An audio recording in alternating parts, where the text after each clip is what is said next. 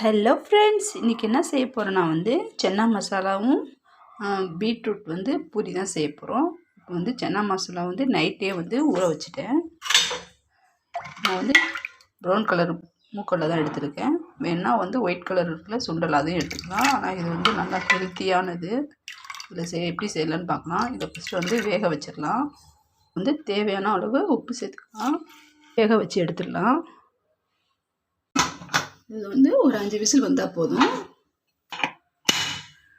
இன்றைக்கி சன்னா மசாலாவுக்கு தேவையானது தக்காளியும் வெங்காயம் தோலில் எடுத்து வச்சுருக்கேன். இது கட் பண்ணி மிக்ஸி ஜாரில் அரைச்சி எடுத்துக்கலாம் தனித்தனியாக.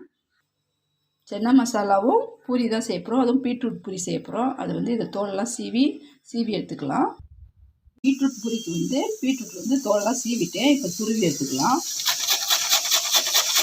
பீட்ரூட்லாம் செஞ்சோன்னா இப்போ நல்லா வேக வச்ச பயிர் வெந்துருச்சு. சன்னா நல்லா வெந்துருச்சு. ஒரு 5 விசில் தான் வச்சேன். மசாலா செய்ய ஆரம்பிச்சிடலாம்.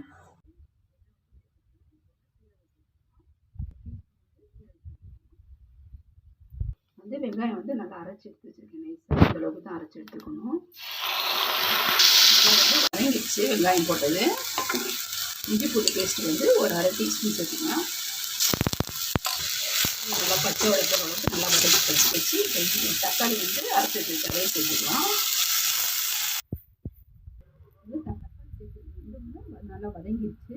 அந்த வாடையெல்லாம் போயிடுச்சு, தக்காளி வாடை. இப்போ மிளகாத்தூள் சேர்த்துக்கலாம்.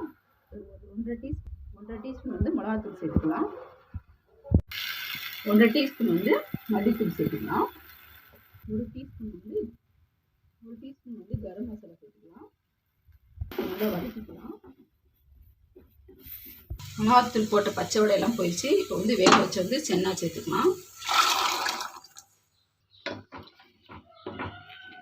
நல்லா கலந்து விட்டுக்கலாம். வேக வச்ச சன்னா மிக்ஸி ஜாரில் கொண்டு 1-2 அரைச்சி எடுத்துக்கலாம். இந்த அளவுக்கு நொறு சன்னா அரைச்சி எடுத்தாச்சு. இப்போ சேர்த்துக்கலாம்.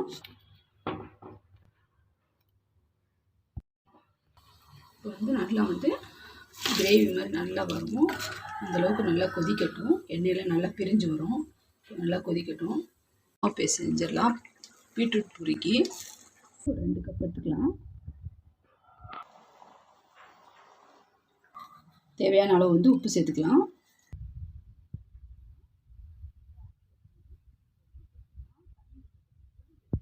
இந்த அளவுக்கு நைஸாக அரைச்சி எடுத்து வச்சுருக்கேன். இப்போ சேர்த்துக்கலாம் கொஞ்சம் கொஞ்சமாக.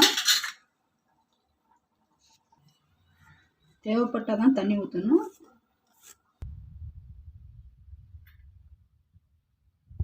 அந்த அரைச்சி வச்சு பீட்ரூட் விழுது கொஞ்சம் பத்தலை. அதனால கொஞ்சம் தண்ணி சேர்த்து பிசைஞ்சிக்கலாம். பூரிக்கு நல்லா கெட்டியாக மாவு பிசைஞ்சு எடுத்துக்கணும். இப்போ கொஞ்சமாக எண்ணெய் சேர்த்து பிசைஞ்சு எடுத்துக்கலாம். நான் பிசைஞ்சு எடுத்தாச்சு. இப்போ பூரி சுட ஆரம்பிச்சிடலாம். சன்னா மசாலா ரெடி ஆயிடுச்சு. நல்ல எண்ணெயில் நல்லா பிரிஞ்சு வந்துருச்சு. இப்போ லாஸ்ட்டு கஸ்தூரி மேத்தி சேர்த்துக்கலாம். கஸ்தூரி மேத்தி சேர்த்துக்கலாம். நல்லா வாசனையாக இருக்கும்.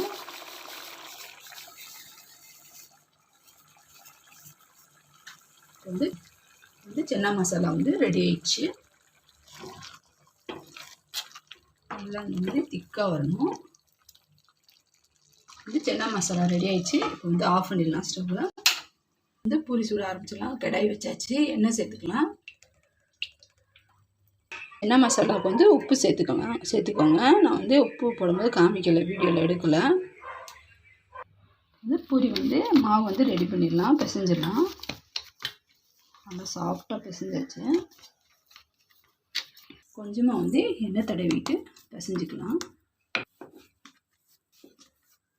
எண்ணெய் தடவைனா ஒட்டாது மாவு. எண்ணெய் காஞ்சிருச்சு. இப்போ மாவு சேர்த்துக்கலாம். பூரி ரெடி பண்ணிடலாம்.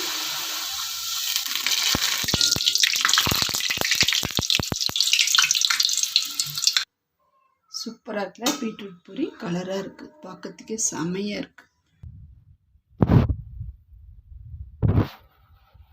லேசாக இந்த மாதிரி அனுப்பிடுங்க. அப்போ தான் நல்லா பஃப்னு வரும்.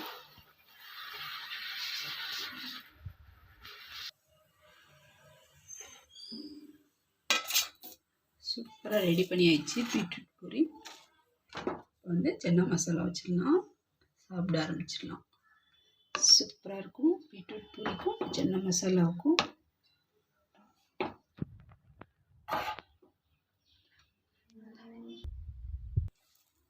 அது வந்து சாஃப்டாக இருக்குது, நல்லா பூரி செம்மையாக இருக்குது.